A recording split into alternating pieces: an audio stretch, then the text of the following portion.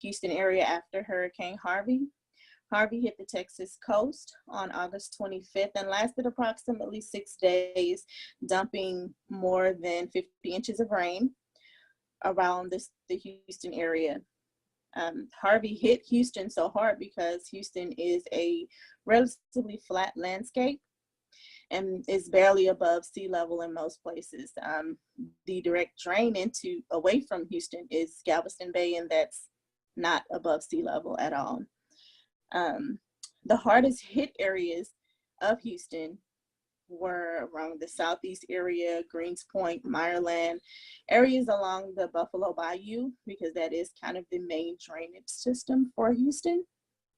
Those areas typically do see the most flooding in mostly any kind of heavy rain that Houston sees. 100 wastewater treatments reported that there were more than 2 million spills during Hurricane Harvey that released many toxic contaminants into the environment. To give us a different perspective on the effects of Hurricane Harvey, we're going to go to Rory, who is going to give us an ecological aspect. As Katrina stated, that Hurricane Harvey caused so much mayhem for the Houston area. It was just unbelievable. The animals were just out and about everywhere. And I don't believe anyone really thought of the fact of when you have the pets along with any wildlife, they're trying to get to safety as well. Now, what they didn't think about also for those animals that couldn't make it to safety, they died, they had feces in the water. So along with those corpses and all the nastiness that was floating around, that's additional pollution that no one was really thinking about. On top of that, you have to think about all the trillions of gallons of water that were kind of pressed down on everything that it could get to. All the rainwater coming down, breaking branches, toppling over trees because of the soft soil that was there. Trying to maneuver through the city was almost impossible in some areas. So that's the pollution that nobody really thinks about. They look at it as a tree. It's definitely the pollution that was in the area. The only thing that seemed to matter at that point was the fungus that grew in the homes and in the buildings that we had to go back to work in once the water was able to recede, and the mold, the fungus, and everything else that caused many more health problems, that caused much more problems than what it normally would in the event that you just have to break out a few baseboards. But you have to make sure that those things are covered. So with that being said, the pollution was much more than what anyone could have ever thought in the ecological system. So, I mean, who knows? And that's where the economy part comes in. Back to you, Katrina. Thank you, Rory. To give us a little bit more insight, we're going to go to Landry. He's going to give us the economical effects of Hurricane Harvey. Well, looking further into the devastation done by Hurricane Harvey, we wonder, will the economy ever be the same? Hurricane Harvey was one of the costliest hurricanes in U.S. history. It was estimated to be over $100 billion in damage. When we look at things that impacted the economy, one of the things that really impacted the economy was when the oil refineries shut down due to the hot water rising, in which it made the gas prices go up. Another thing that impacted the economy was the people, in which, with this being the third major flood since 2015, a lot of people decided to leave. Also, the people left due to losing their jobs after the hurricane and not being able to rebuild, not having insurance. This hurricane also destroyed the land in which it flooded a lot of the areas because the hurricane produced 27 trillion gallons of water. So with the money the government gave, they decided to use it towards making better drainage systems and using it for flood migration systems. Another one of the impacts was the animals. Like the fire ants, they stuck together on each other as they floated in a big bunch until they found a dry area.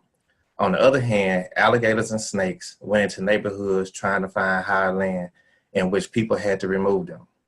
Now the dogs and cats were separated from their families, and some were reunited and others were lost. A lot of dogs and cats were placed in shelters along with some agriculture animals. After everything, the economy is still making a comeback along with the recovery. Back to you, Katrina. All right, thank you for that insight into the economical aspects of Harvey Landry. Now we're going to roll on over to Sandra, who is going to give us some research behind the factors that affected Houston during Harvey. Thank you, Katrina. The reality is that our area is not new to storms of this magnitude. So we had the time and the ability to project the path that the storm would take and the ability to plan ahead. But the decisions were made on the part of the people that were making the calls to basically act now that they had no way of knowing about the potential risks. While we've had several storms in our history that should have told us exactly what needed to be done to be prepared for this situation. Now, the reality is that sources such as the Insurance Journal reported that in a single chemical plant, they released 1/2 billion of toxins and chemicals and carcinogens within their wastewater. So that multiplied on a scale of 500 petrochemical plants within our energy corridor. Those numbers are staggering. That is a true issue because then you have people that are wading through those waters to escape their homes and their vehicles to avoid the floodwaters.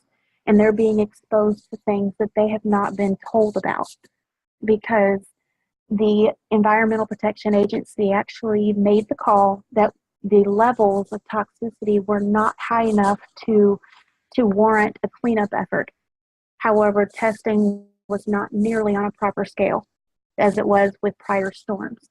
It was neglected. However, they have decided to, rather than look back, look forward on how they can correct those issues.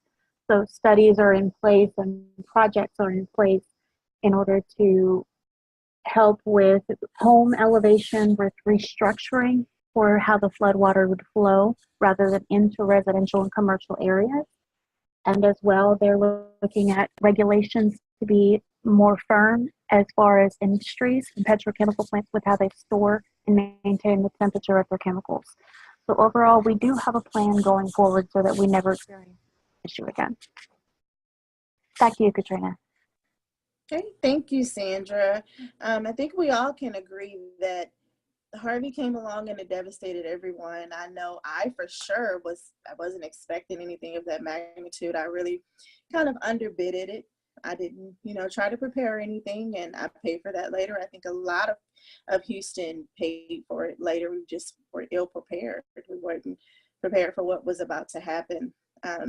It's evident in the runoff that we're receiving from the stormwaters.